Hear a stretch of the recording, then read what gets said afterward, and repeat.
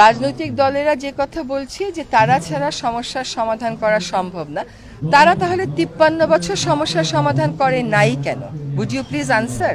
কেন আজকে আমাদেরকে দায়িত্ব নিতে হলো? Would you please answer? কেন আমাদেরকে আজকে আমাদের কাজ ছেড়ে এসে দায়িত্ব নিতে হচ্ছে? আমরা তো আমাদের কাজ বেশ আনন্দের সাথে সফলতার সাথেই করছিলাম। আপনি দেখাতে পারবেন যে এই উপদেষ্টা পরিষদে এমন কেউ আছে যারা যার যার কাজে সফল ছিল না? নির্বাচন কত দূর এটা আমাদের সময়ের কথা যদি জিজ্ঞেস করেন, আমাদের মাননীয় প্রধান উপদেষ্টা নিজেই আপনাদেরকে জানাবেন। রাজনৈতিক দলেরা যে কথা বলছে যে তারা ছাড়া সমস্যার সমাধান করা সম্ভব না, তারা তাহলে 53 বছর সমস্যার সমাধান করে নাই কেন? Would you please answer? কেন আজকে আমাদেরকে দায়িত্ব নিতে হলো? Would you please answer? তাদেরকে ছাড়া সমস্যার সমাধান হবে না, এটা সঠিক কথা। এটাই তো হওয়ার উচিত যে নির্বাচিত জনপ্রতিনিধিরা সমস্যার সমাধান করবেন। তাহলে আজকে বায়ু দূষণ নিয়ে আমাকে কেন প্রশ্নের উত্তর দিতে হচ্ছে সেটা তো আপনাকে বলতে হবে।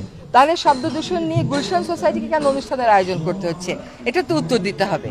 এবং তারা যখন সমস্ত সমস্যার সমাধান করে ফেলবে, তারা একটা রূপকল্প কি এখনো পর্যন্ত আমাদেরকে দিয়েছে?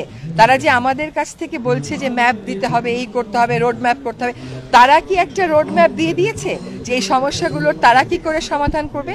আজকে ওনারা বলছেন যে সংস্কার ওনারাই সবচেয়ে ভালো করতে পারবেন, সেটাই তো গণতান্ত্রিক দেশের কথা।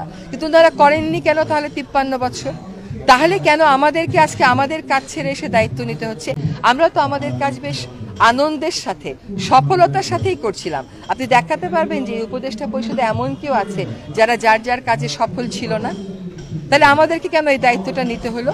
একটা নির্বাচনের দিকে যেতেই হবে এই দেশকে, এবং এটাই হচ্ছে এই অন্তর্বর্তীকালীন সরকারেরও একটা বড় প্রাধান্য। সেরকম ভাবে সংস্কারও তো একটা বড় প্রাধান্য।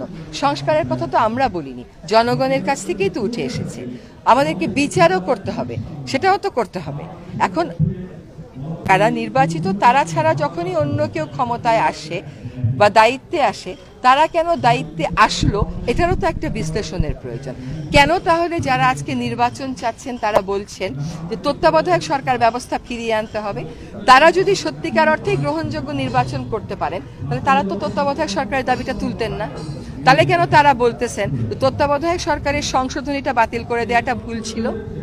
কেন তাহলে গণতান্ত্রিকভাবে নির্বাচিত সরকারগুলো একটা গ্রহণযোগ্য নির্বাচন করতে পারে না? এগুলোকে তো আপনার বিশ্লেষণ করতে হবে। শুধুমাত্র একটা রাজনৈতিক অবস্থান থেকে দাঁড়িয়ে বায়ু দূষণের নাম করে প্রশ্ন করতে গিয়ে আপনি নির্বাচনের প্রশ্ন করেন, সেটা কিন্তু আমিও বুঝি। কিন্তু ব্যাপারটা হচ্ছে যে দেশটা তো সবচাইতে আগে। যদি সংস্কারগুলো আপনি মনে করেন বা আপনারা মনে করেন বা জনগণ মনে করে যে আমরা না করে নির্বাচিত সরকার করলে ভালো, তাহলে তো আমাদেরকে দায়িত্বে বসানোরই দরকার ছিল না কোনো। তাহলে আমাদেরকে এই দায়িত্বটা দেয়া হলো কেন? এই বিশ্লেষণটা একটু করুন।